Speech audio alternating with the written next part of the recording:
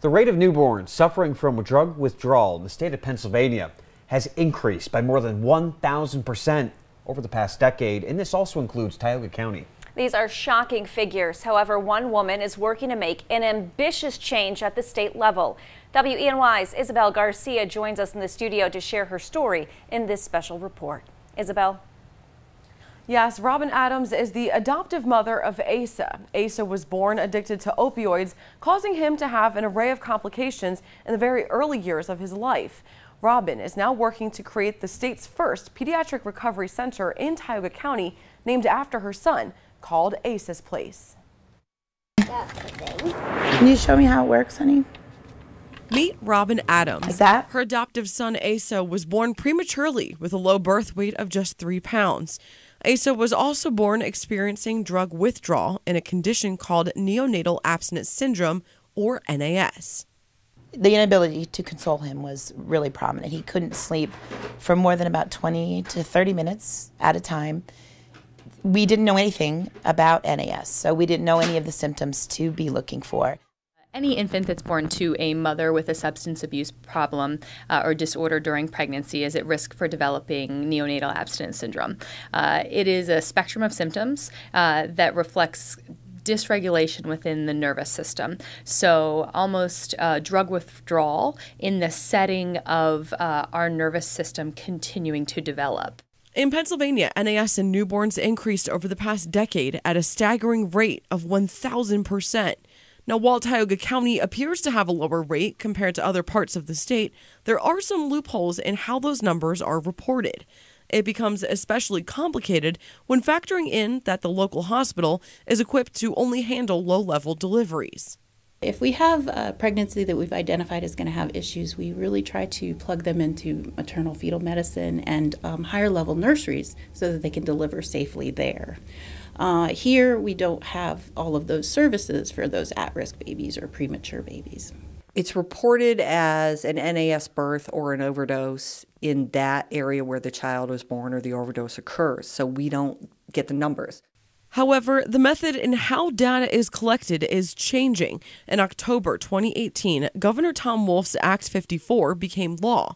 It requires any healthcare provider who has a child born to a mother with substance abuse problems during the pregnancy to be reported to the state. Tracking those numbers will really help us quantify the number of treatment beds that are needed to adequately treat kind of the children who are the forgotten victims of the opioid epidemic that we are experiencing locally and nationally. We have prevention and we have treatment for adults. We just are missing a little bit of pulling those components together to really focus on how do we scale that down? What does the child need? In comes Asa'S Place, Robin's passion project she's developed through her experiences with her son. Asa'S Place will have 3 programmatic components to its functions. The first includes a residential pediatric recovery center to serve infants with NAS, along with their mothers, all in the same location outside of a hospital setting. And this is something just made possible at the federal level through President Trump's opioid bill signed last fall. The problem has been it's a real undertaking with licensure and regulations and statute to try to name the type of nonprofit that I'm running and then have somebody license it. So Asa'S Place gets a little cumbersome with the newborns in that it will likely be Department of Health oversight and have a medical component. Here I hope to have 6 nursery rooms to serve 6 babies and a rooming in component for their mothers, family to visit. Again, all of the caseworkers and wraparounds come to the child. That is going to be likely in a separate location that I haven't found yet. The 2 remaining elements of Asa'S Place are driven by parent substance abuse in Tioga County. First, a court-appointed special advocacy program. Tioga County does not have a CASA program.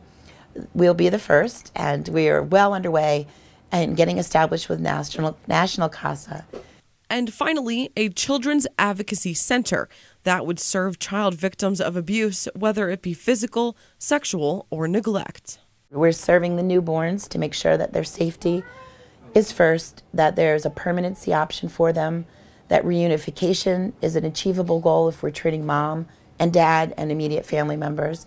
But we're also looking at those children that have already been removed or will be removed from their homes and enter dependency court as a foster child, to get them the advocacy that they deserve and need to move them through that system quickly.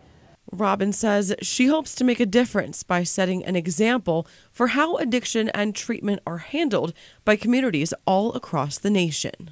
When people talk about stigma and addiction, it's real. And I'm hoping to break through that to show folks that certainly these babies and these children deserve more of us. And they deserve our attention, they deserve our dollars, they deserve our time and energy and effort. And if we give them even a third of what I'm asking, you get an amazing, beautiful, loving child in return. And if you're wondering how Asa is doing, Robin says he's your typical 4-year-old boy who loves running around, playing with his toys, and learning new things. We'll continue to follow the progress of Asa'S Place and its impact both in the community and the state. With this special report, I'm Isabel Garcia.